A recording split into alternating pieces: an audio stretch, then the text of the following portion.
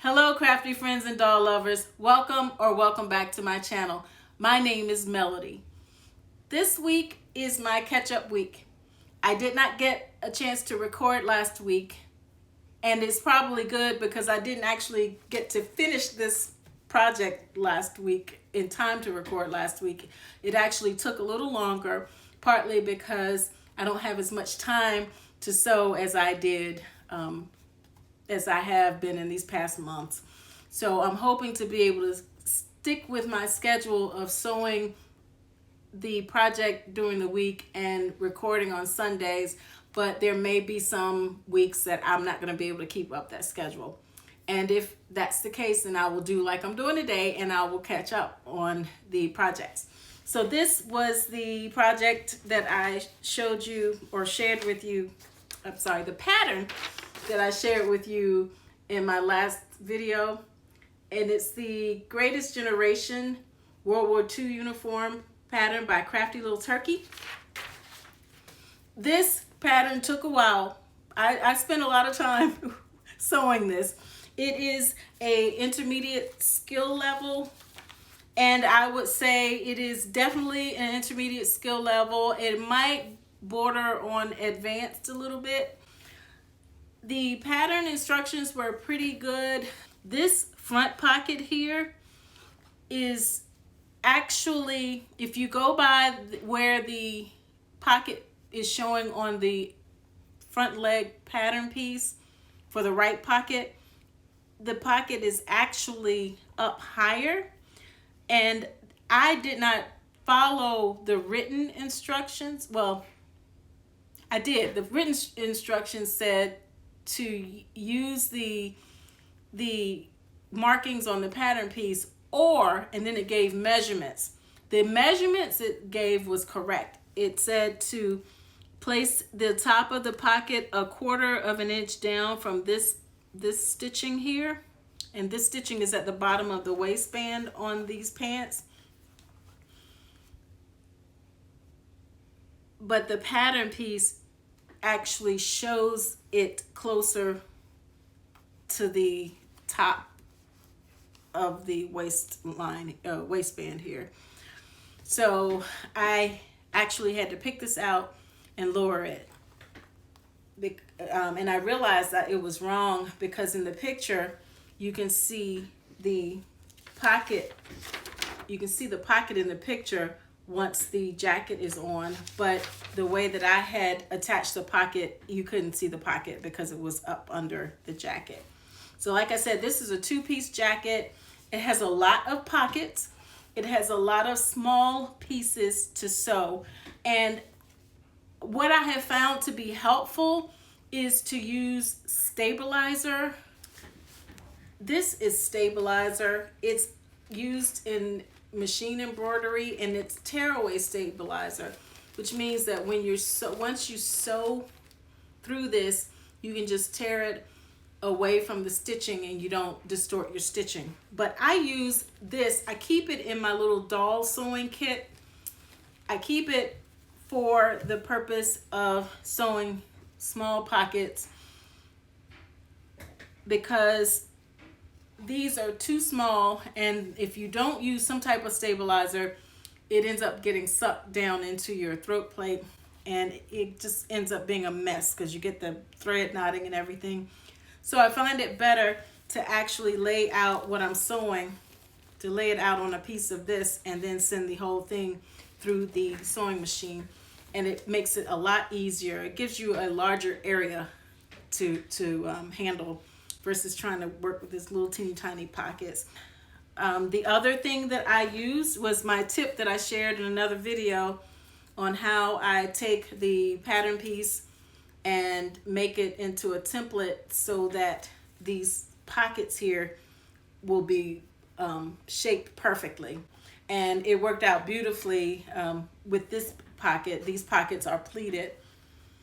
So you have these 2 front pockets. You have the pockets on the pant leg, on the left and the right pant leg. And then you have the pockets. Then you have the pockets on the back here. and these are actually real pockets. All of these are real pockets. They're not fake ones. Then the shoulder has the epaulettes at the top. This is a Velcro closure. It could be snaps if you prefer.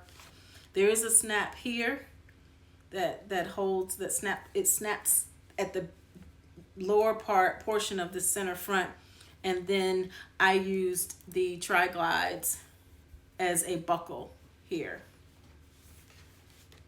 I love how this turned out. I think my little Langston here is a perfect model for it. This is a Truly Me.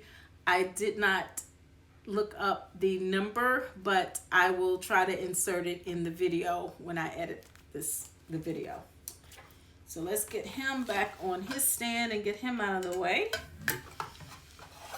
Okay, and then there was a week where there were 2 patterns that were released for free.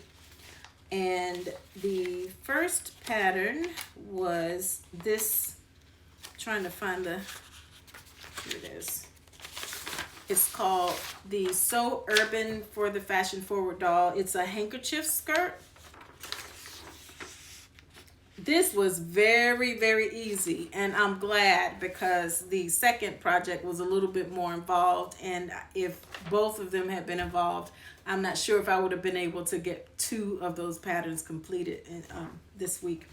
But this is my version of the handkerchief skirt. The pattern gives the option of using a woven fabric or using a knit fabric, and I had knit fabric available. And I really like how this turned out.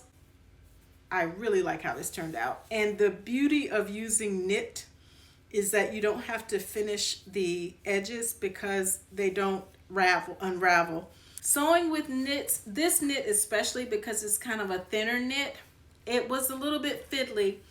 And sometimes when you sew with a knit, it stretches as it's going through the sewing machine.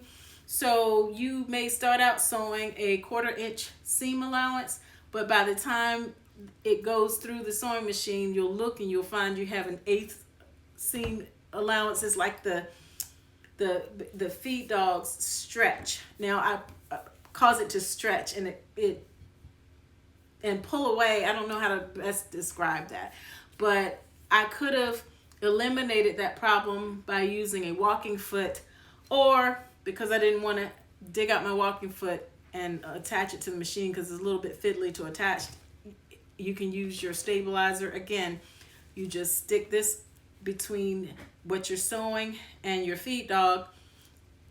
It allows you to sew your knit fabric without stretching the knits, and it works like a dream. So that one was really, really quick. The second project was this My AG Doll Creations K-Car 70s Essentials. This pattern includes knitting instructions to knit a mini dress, hot pants and a belt, and a matching bag purse. So here's your mini dress, your hot pants. There's no instructions for the top here, and this belt, and then this little purse. I really enjoy knitting, and this one was very easy, and it was a lot quicker than I thought it would be. I found a good movie on Netflix and was watching Netflix as I was knitting this, so it was very easy and very easy to memorize, so I didn't have to keep looking back at the pattern because the stitches kind of repeated, so it was very easy. So here is this dress, and I love the yarn. I found this yarn at Joann's. It's by Burnett. It's called Softy Cotton. That's what it looks like. And it is a very nice, it just feels great in your hand. And you can see here that the stitch definition is beautiful. It's beautiful. I love the stitch definition. And I knitted this using size 6 needles. That's 4mm. I use the 4mm knitting needles. This yarn is I guess it's a size 3. So that's the information for the yarn. And I use 3 different colors. Take her off. Okay. It has a button placket back here. It's 5 buttons. Now, I did not have buttons. I didn't have the best buttons. I used the buttons that I have on hand. I probably need a larger button here because this does keep popping out. But it's what I had in my stash. So this is the button band. And then this belt actually attaches with 2 snaps. I tied it. I pinned it. I didn't do the snaps on that. I didn't do the snaps. I think I would prefer another way of closing this belt. If I were to do it again, I probably would tie the belt, but that's just me. I think the snaps work fine. The pattern that I will be working on this week, hopefully, is this My Sunshine Dolls. It's a coral mermaid doll. So this is the pattern that was released this week. And it's a 23-inch cloth doll with bathing suit and mermaid tail. And it also has an option to sew a bikini that will fit an 18-inch doll. It has been a while since I've made a cloth doll. So this is going to be interesting. I'm going to have to brush up on some of this. Whenever I'm making a cloth doll, I don't really like to hand stitch. And the face does require hand stitching or hand embroidery. And I'm going to see if there's some way that I can scan this into my embroidery machine and have the embroidery machine embroider it.